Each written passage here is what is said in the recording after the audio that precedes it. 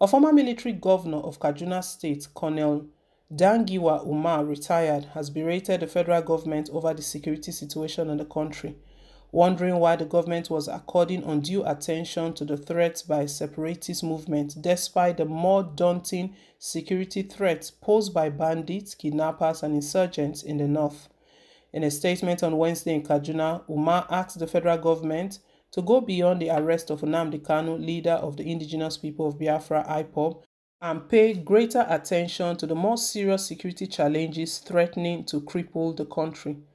According to him, the activities of bandits and insurgents have resulted in the evacuation of over 20% of the villages in northwest and northeast, while hundreds of people were being murdered, maimed, and kidnapped for ransom every week, as millions of others have been rendered internally displaced, facing disease and starvation.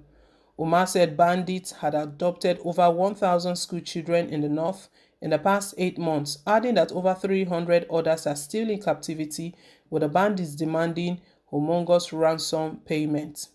He said the recent rearrest of the IPOB leader Mazi Nnamdi Kanu was greeted with a loud sigh of relief and celebration in some section of the country. It is also elicited congratulatory messages to the federal government, which appears overwhelmed by the intractable security challenges in dire need of any redeeming act. This is clearly an exaggeration of the security threat Nnamdi Kanu and indeed IPOB pose to our nation's security and unity. He said, "It is quite strange and disturbing that the federal government is according undue attention to the threat by separatist movements, in contrast to the more daunting ones posed by bandits, kidnappers, and insurgents in the northwest and some parts of the north central and northeast. Hundreds are being murdered and maimed every week. Many more are kidnapped for ransom." He lamented further that millions of people have been rendered internally displaced, facing disease and starvation. Over 1,000 children were adopted in the past 8 months, with over 300 still in the hands of the bandits and kidnappers demanding humongous ransom payments. Rape of women and young girls have become a daily occurrence. Most economic activities, particularly farming, which is the mainstay of the people in these areas, are now all but impossible. Government's earlier claim of having technically defeated the Boko Haram insurgency in the northeast has turned out to be empty propaganda, he said.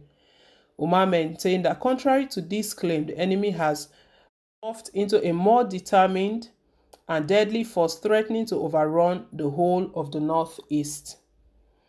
Colonel Umar said, "For the average northerner living in these zones who is barely aware of the activities of separatists, banditry, kidnappings, and insurgency are of greater threat and concern to him."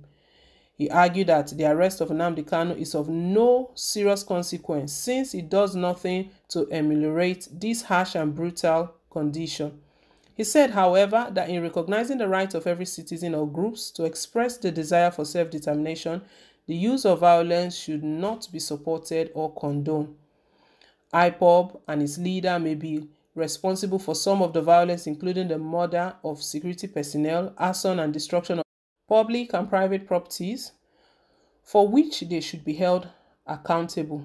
We must, however, be honest enough to identify the cause of the current growing restiveness in the southeast, Umar said. He called on the government to deploy non-violent means in addressing the problem of people agitating for self-determination. The retired army officer said, "It is self-evident that justice, fairness, and equity are the best means of building a united and virile nation, particularly one as diverse and fragile as Nigeria. It is my long-held belief that this country is more beneficial to all the federating units, if only because it provides a security umbrella to all its units. None of them will fare better in a balkanized Nigeria due to their similar diversities. The recognition of Nigeria as the giant of Africa is not on account of its huge oil wealth, but its size, diversity, and as well as other potentials. This notwithstanding, the nation can only remain united and prosperous when all its citizens and component parts feel a true sense of belonging. Without it, the nation's unity will be in serious jeopardy, similar to what Nigeria is currently experiencing." Truth be told, the Buhari administration has so far exhibited poor skills in its management of our diversity, yet it has the benefit of great examples by past administrations and statesmen which should guide it. He recalled that after the Civil War from July 1967 to January 1970, the head of the federal military government, General Yakubu Gowon, declared a no victor, no vanquished reconciliation and reintegration policy, noting that its implementation may not have been perfect, but it produced a guiding vision which served as a template for the reintegration of the nation. Umar's statement read, in 1978, 8 years after the Civil War, the NPF, National Party of Nigeria, presidential candidate Alhaji Shehu Shagari, a former commissioner of finance in the Gowon government, picked his running mate, Dr. Alex Ekwueme from the southeast. They won the 1979 presidential election and enjoyed an enviable brotherly relationship as president and vice president. They won a second term in 1983.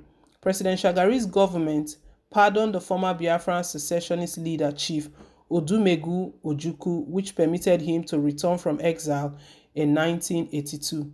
He went on to contest a senatorial seat under the NPN. These are in sharp contrast to the declaration of President Buhari after his election in 2015, in which he promised not to treat or equal terms those who gave him only 5% of their votes with those who gave him over 97% of theirs.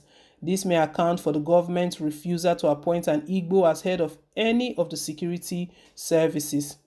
A review of this ill-advised policy will go a long way to neutralize the growing influence of IPOB among Indigbo, both at home and in diaspora, he said. Umar stressed that the federal government must go beyond the arrest of Kanu and pay greater attention to the more serious security challenges threatening to cripple the country completely. The apparent failure of our security forces to deal decisively, as the president so often commands them to do, with this security threat is obviously due to the acute shortage of manpower and equipment. These deficiencies have resulted in the thin spread of our forces and lack of timely rotation in areas of conflict. Government must massively increase security manpower and equipment. As we have seen, mere change of service chiefs would appear far from being the solution. Wow. Nigerians' reactions to all that General Umar has just told President Muhammadu Buhari is that he's just hit the nail on the head. Well, guys, let's hear your thought down below in the comment section. Thank you once again for staying tuned. Please don't forget to like, share, and to subscribe. Till I come your way again on more updates. Bye.